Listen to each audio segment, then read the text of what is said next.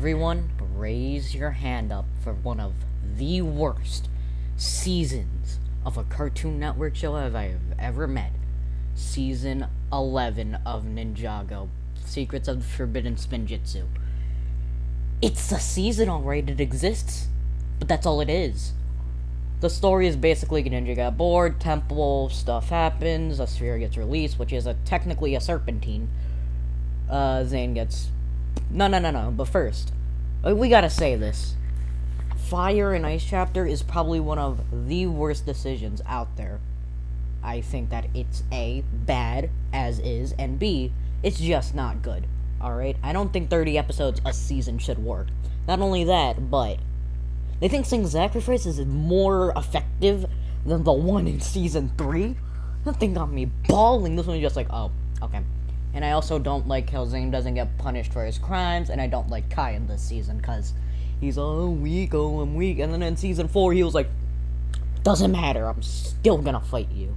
Yeah, that's really all I have with Season 11.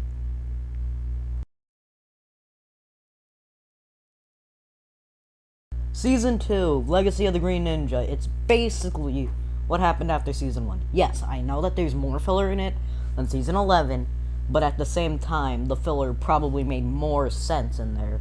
And this season still has an impact on Ninjago as a whole. Plus, I just love the final battle. I think every Ninjago fan loves the final battle. It is probably one of the best battles out there in Ninjago. I also do like the fact that they do go back to the past, and I do like the pilot switcheroos. But at the same time, I just can't excuse most of the filler. After, like, Misako joins, that's when you can go back to paying attention to Season 2.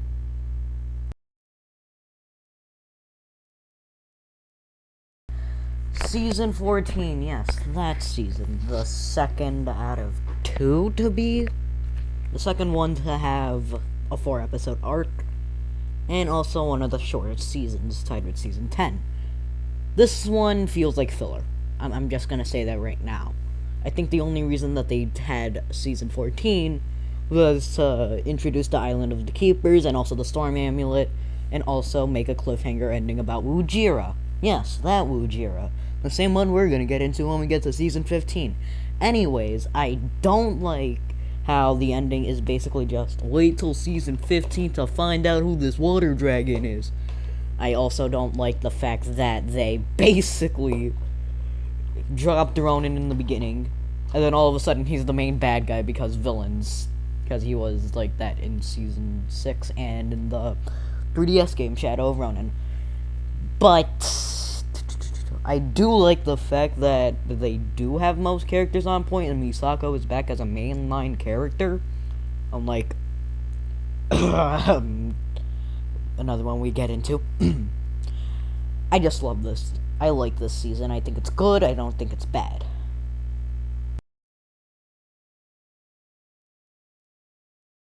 Put your virtual pitchforks down. I know you guys think that it's one of the best seasons ever. Me? I think it's overrated because Season 11 exists. I do like the concept of them being in a video game. What I don't like is Zane and Pixel being gypped, because I'm pretty sure Zane over here went into the Digiverse, also known as a video game realm. What else? Even though I do like Detective Zane, I don't like the fact that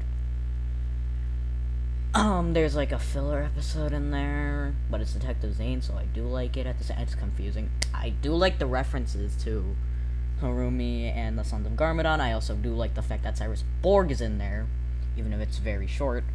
I do like Milton Dyer. I do like the little cute references to that, like the Ghost Side, the Lego theme, because that's what Scott is. And I do like the fact that it does put in a lot of the video game cues that people know. And yeah, that's pretty much it. I don't really think this season is one of the best. I think it's just okay, like Season 14.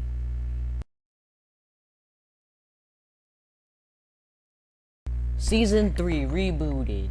The Zane season. That isn't Season 11, aka the only one. Anyways, Season 3 came out in like 2014, to be exact, with Ninjago supposedly being dead with season 2, it didn't happen. Is this one a treat? It introduced staples into the Ninjago series, including Cyrus Borg, Pixel, Zane's robot issues. And it also introduced Sensei Garmadon as an actual character, which we won't get to see until like season 8, not season 8, 4. And I also do like that the Overlord isn't going after Lloyd. He just wants his golden power because that's what defeated him before. Plus, Zane's sacrifice. No. We need to sit down for this one. I have to make a video based on that sacrifice. It's that impactful. Anyway, but I don't like the scheduling thing. It's like 2 episodes per month, making this the second shortest season with 8 episodes in all.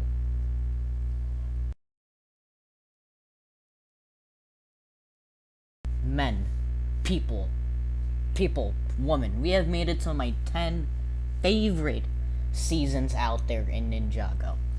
And today we're starting off with Hand of Time, probably the weakest out of all of the original Will film stuff, since it wasn't made by the Russo brothers, which are the writers of Ninjago, you know. So it does have interesting concepts like the Time Twins and Time Control. However, those are step aside for other stuff like Lloyd being a master, which sucks, Zane being malfunctioned, and Kinya's parents. I know those actually do make sense. And I do love the finale. I think the finale is probably the best out of the Will film. The second best, actually, out of the Will film stuff. But that's really it I have to comment on season... Is season 9, it's an interesting one. It's basically 2 sides of a coin. This has the main 4, including Wu, in like the first realm, from season 8's ending. And then we have the other side of the coin, which is Lloyd, Nia, Misako, you know, the other ones, and the Elemental Masters fighting off Garmadon. I think this has a really good concept, and I also like that it's building off of season 8, like, basically season 2 and 3 did. And season 4, actually. Like, the entire first phase. Never mind about that. Anyways, I love the fact that they use Sensei Wu as like a student and not actually as a master until the end of the season. Plus, I do like how the designs are for the main 4's suits, which is just battle damaged versions of the season 8 suits. I mean, when you're in a first Oni and Dragon Realm, what are you gonna do? Buy new suits off Amazon? Anyways, and I also love the Lloyd versus Garmadon fight.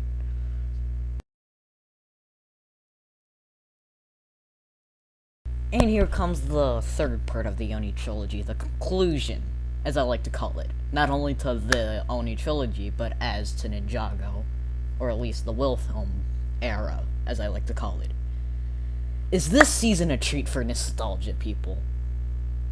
It is basic. It has the legacy suits, because they wanted to tie it into some way.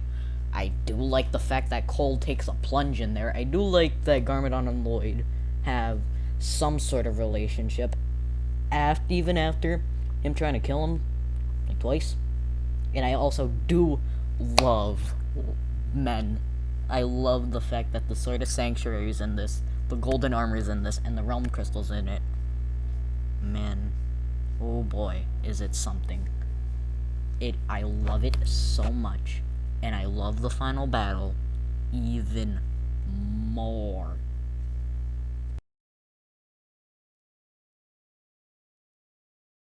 Season 1. I'm not counting the pilots, alright? Because it's a 2-episode season. Anyways, I love this season. Many people do. I think it's probably one of the most great Ninjago seasons. But if you use the word great, it doesn't mean perfect.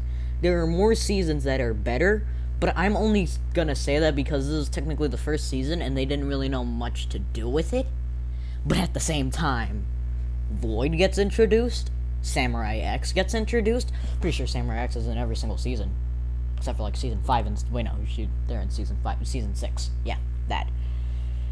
Zane as a robot, full potentials, and elemental powers are introduced.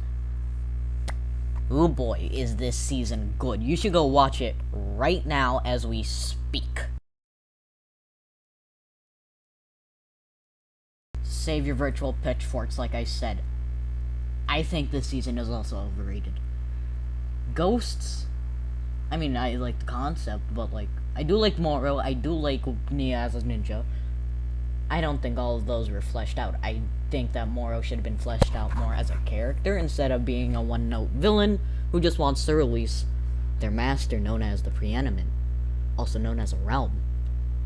I think that they should have given more of a reason than just Preeminent stuff and revenge. I also do like the fact that Lloyd isn't even in this season for like a solid 2 minutes. Did you see Lloyd in a season that long? Saw him like 2 episodes, but that's really it. 2 or 3 episodes.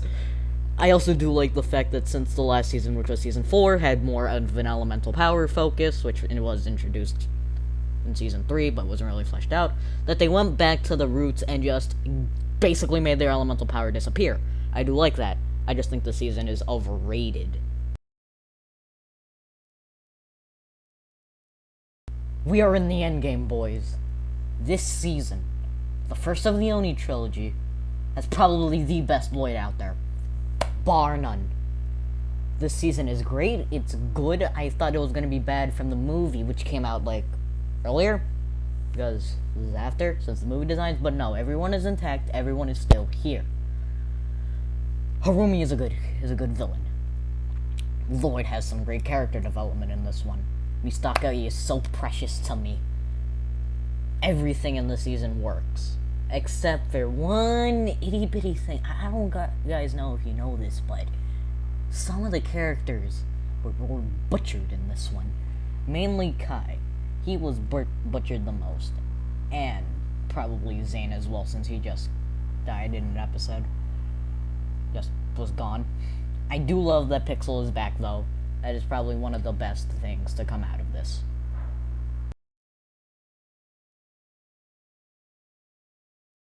Okay, boys. Season 4 as the number 4 spot. I know you guys are gonna say, oh, what a coincidence. I like this season, alright? I love the elemental fights.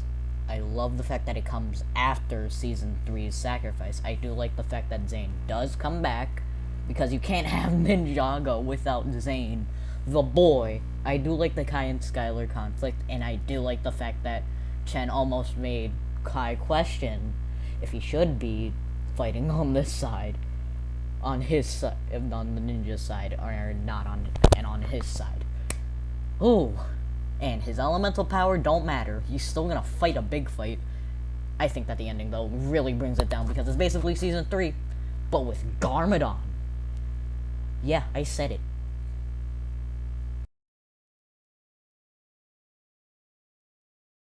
Season 13. Probably the second best season from the new animation team that I'm too lazy to look up.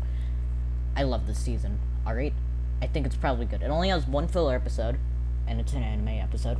I forgot to mention those, but they suck. But basically, I just love the action scenes. I love the story about Cole finding his elemental powers. I love the sad moment of Cole and his mom. That's pretty depressing.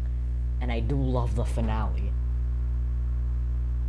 Endgame, there's only 2 that have only topped this, and I barely put this on the 3rd place because of how good it is.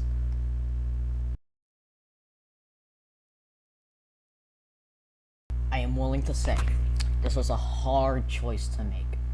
Skybound, which I thought was formerly the best season, it's still amazing, though.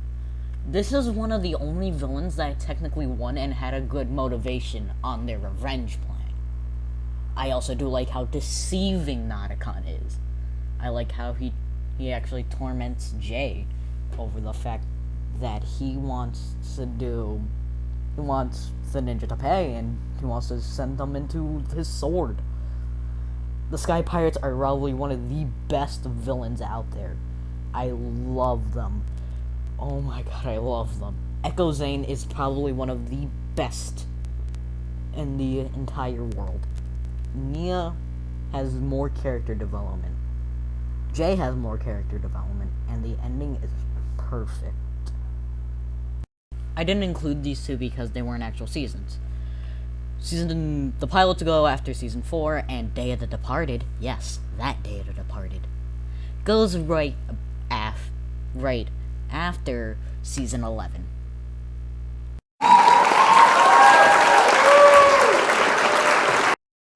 We have made it to the top spot.